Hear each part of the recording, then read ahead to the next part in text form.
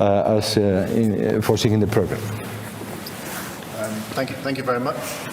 First of all, a huge thanks to the Bank of Spain for inviting us here today.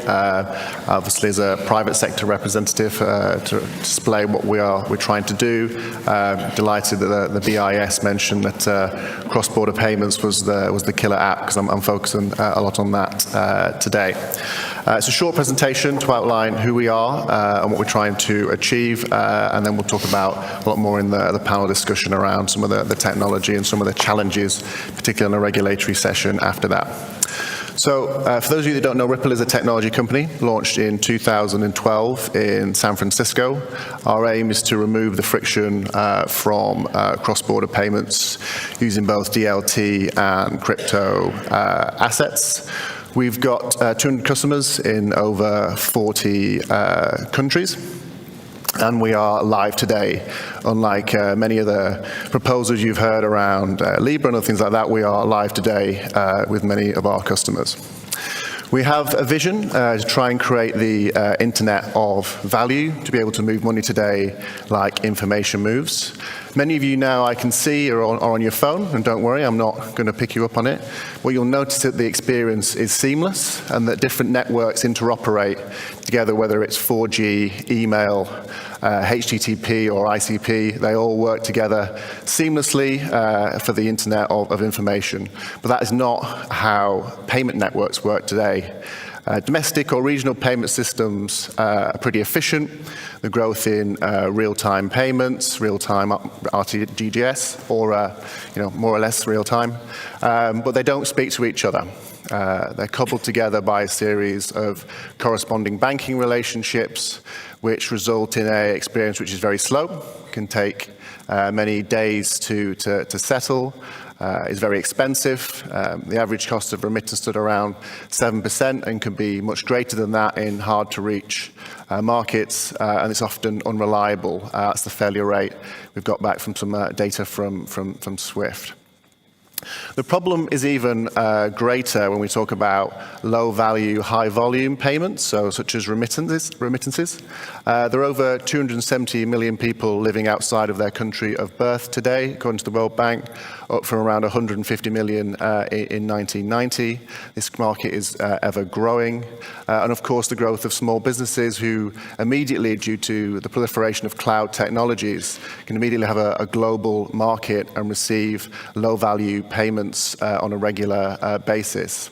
And then, of course, digital platform businesses, whether you're a trader on eBay or whether you're an Airbnb host, you're receiving many low-value payments, taking a huge amount of fees from each one of these payments using things like PayPal or traditional banking networks. And of course, the session today is on global flows. Remittances have overtaken FDI and private capital and aid as the largest inflow of capital into emerging market economies. Same data from the World Bank says in 2019, them 270 million migrants living in countries overseas will send $689 billion back to their home market. So it's a significant proportion of the world economy which is underserved by current cross-border payments. And it's not just individuals. The growth of small businesses is also driving demand in this space, which are underserved by the current banking networks. As we can see here, double-digit growth in inflows and outflows from South American markets, dominated here by Brazil. And it's against this backdrop that we have a deluge of headlines, of new initiatives from JP Morgan coin to Libra and other stable coins, which seem to appear every couple of weeks, and lots of new projects trying to address some of these issues in cross-border payments. And I don't want to dwell too much on this because we've already talked about it quite a bit at length. But obviously we've got CBDCs, which are obviously mainly in the conceptual phase, but obviously been around for hundreds of years as well in practice. Stable coins, which we view very much more as things like Libra, with a basket of assets or currencies. Again, things like Tether, which was quite controversial, again, we would say falls within this bucket. Of course, there's native crypto, which is the one standout there, which is decentralized, and anyone can access it, and anyone can trade in it. The two I've listed there are obviously Bitcoin, which fundamentally is seen as a libertarian project, is looking to try and replace fiat currencies in some respects.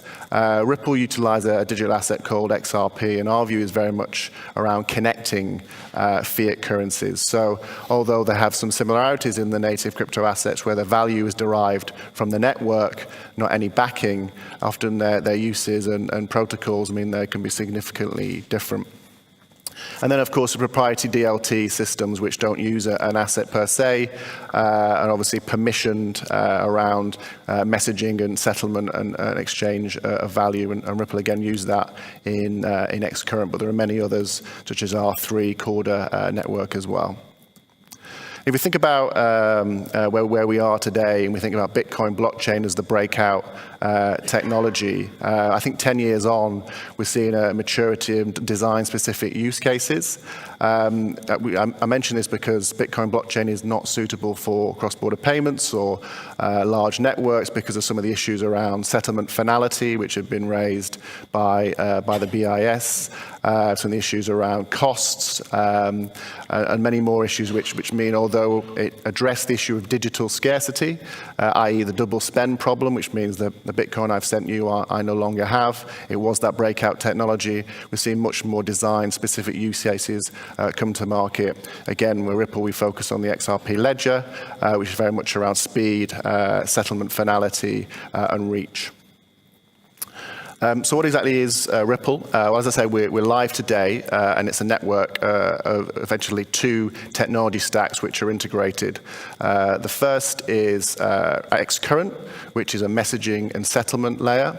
Essentially, the open source version of this is a technology called the Interledger Protocol.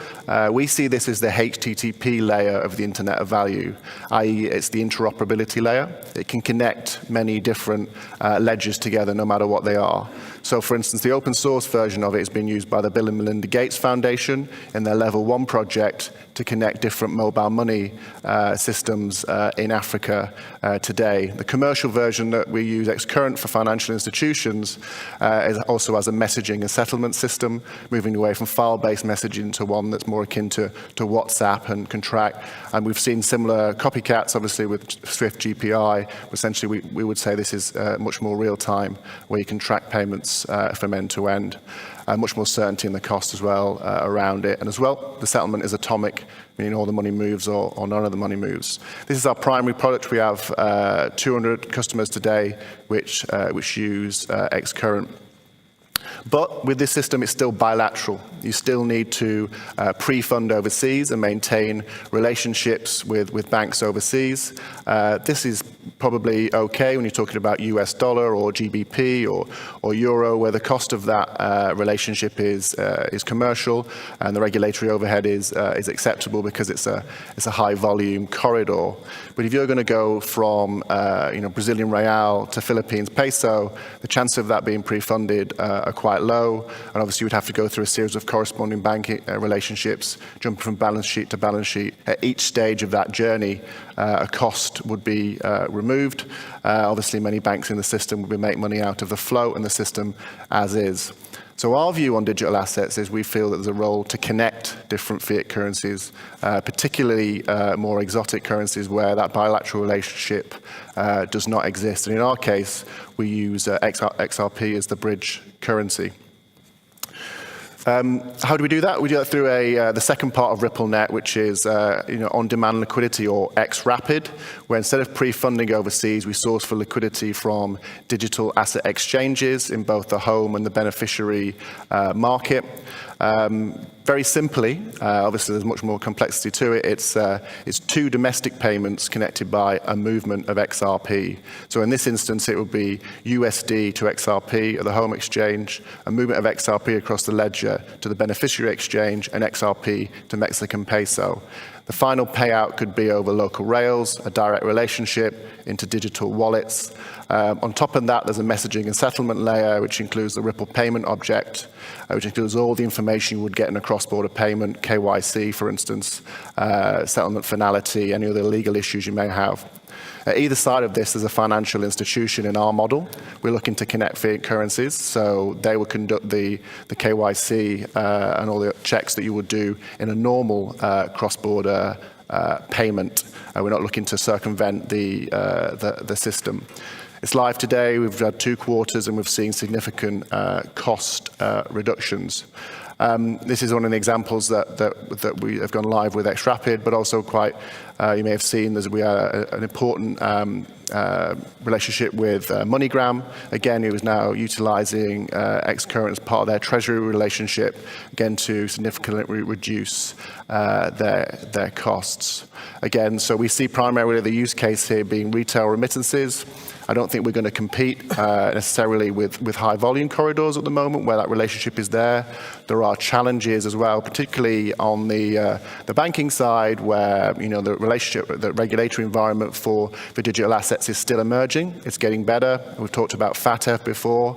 Basel Committee is looking at the prudential requirements around how you would hold or have exposure to digital assets. Things like how digital assets can have any exposure to financial market intermediaries, things like settlement finality. These are all starting to develop, and I think larger banks at the moment are starting to look at this in a more serious way.